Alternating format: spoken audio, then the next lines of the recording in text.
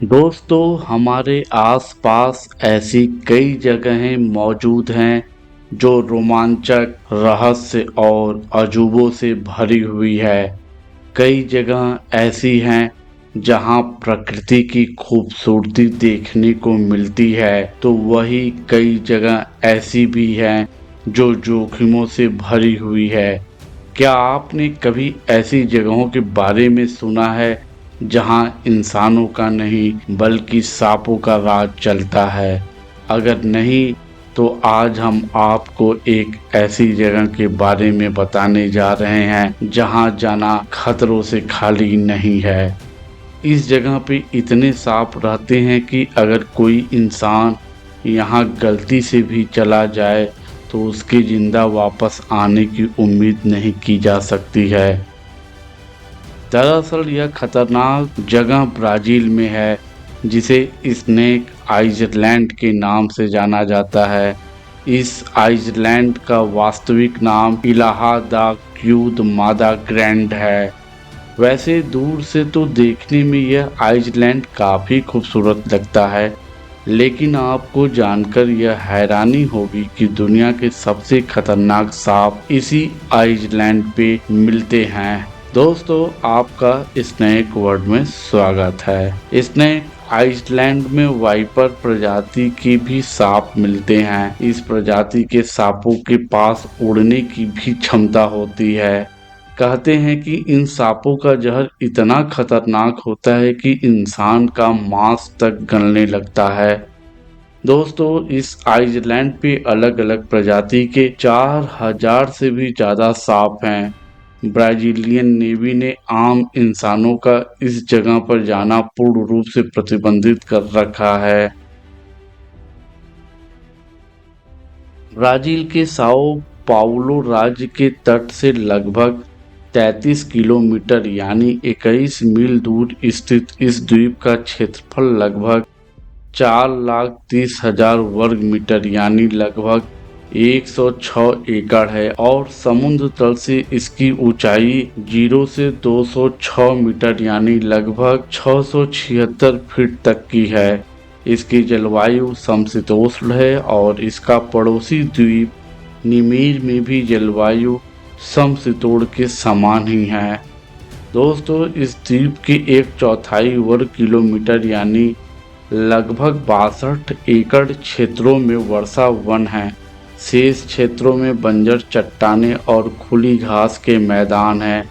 वैसे दोस्तों, इस स्नेक आइलैंड पर आम इंसानों का जाना पूर्ण रूप से मना है, लेकिन यदि आप एक सरीसृप वैज्ञानिक के रूप में हैं और रिसर्च के लिए यदि आप मार्च के महीने में जाना चाहते हैं, तो यहाँ का औसतन तापमान 27.28 डिग्री यानी 65.08 डिग्री फ़ारेनहाइट, जबकि अगस्त के महीने में 18.38 डिग्री सेल्सियस यानी 81.10 डिग्री फ़ारेनहाइट तक पहुंच जाती है और जुलाई के महीने में बारिश प्रति माह 0.2 मिलीमीटर यानी 0.0079 इंच, जबकि दिसंबर के महीने में 135.2 मिलीमीटर यानी 5.32 इंच तक होती है। स्नेक आइलैंड पे केवल सांप से जुड़े विशेषज्ञों को ही शोध के लिए जाने की अनुमति है। हालांकि वो भी केवल तटीय इलाकों में ही शोध करके लौट आते हैं। आइलैंड के अंदर जाने की हिम्मत उनकी भी नहीं होती है, और हो भी क्यों ना, जब मौत सामने खड़ा हो, क्योंकि मौत से भी ज़्यादा भयानक मौत का डर होता है। दोस्तों, इसके पीछे दो वजह होती हैं। पहला वजह कि इस आइलैंड पे प्रति स्क्वायर वर्ग मीटर में लगभग 5 सांप पाए जाते हैं। इस वजह से यह ज़्यादा खतरनाक हो जाता है, जो आंशिक रूप से सच होता प्रतीत नहीं होता है। और दूसरा वजह आप जानकर और हैरान हो जाएंगे।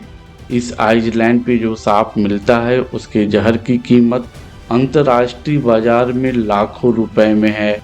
इसलिए कुछ अवैध शिकारी चोरी छिपे इस आइलैंड पर जाकर अवैध रूप से इन सांपों को पकड़ने के लिए जाते हैं और उन्हें बेच देते हैं।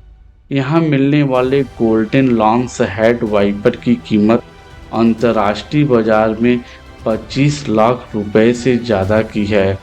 जो सांप एक जमाने में स्नेक आइलैंड का प्राकृतिक घर हुआ करता था, आज वह अपने ही घर में असुरक्षित और संकटग्रस्त हो रहे हैं।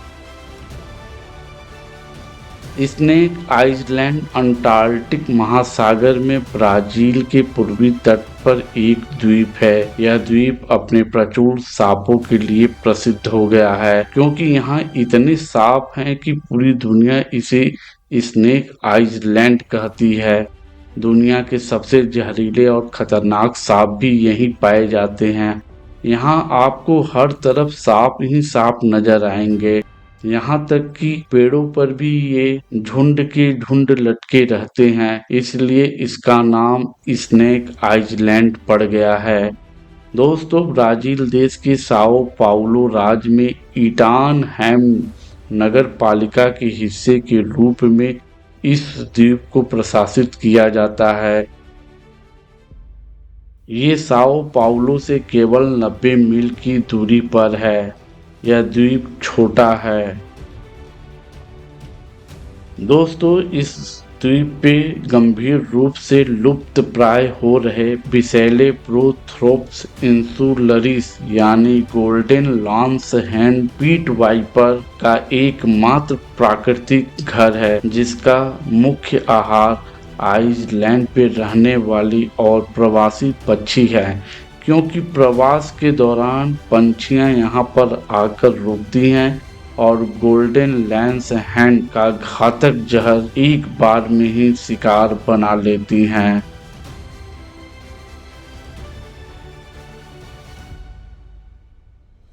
दोस्तों, हजारों साल पहले पिछले हिमयुग की समाप्ति के बाद जब समुद्र के बढ़ते स्तर ने इस द्वीप को ब्राजील की भूमि से अलग कर दिया, तो सांप इस द्वीप पर फंस गए थे, जो आज सांपों के लिए अलग ही घर बन चुका है।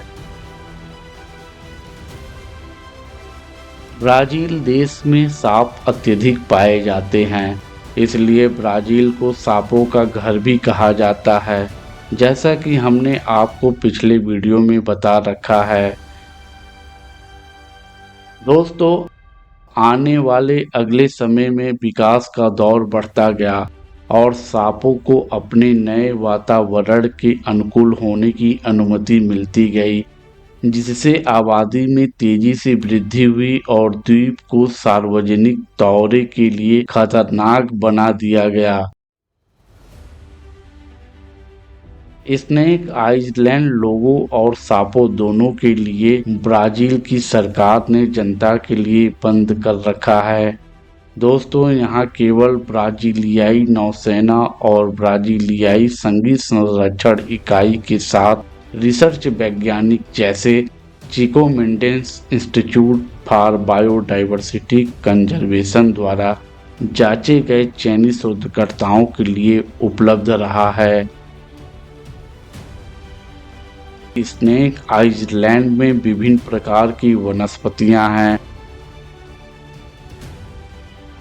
यह द्वीप आंशिक रूप से वर्षावन और आंशिक रूप से नंगी चट्टान और घास से ढका हुआ है, जो वनों की कटाई का परिणाम है।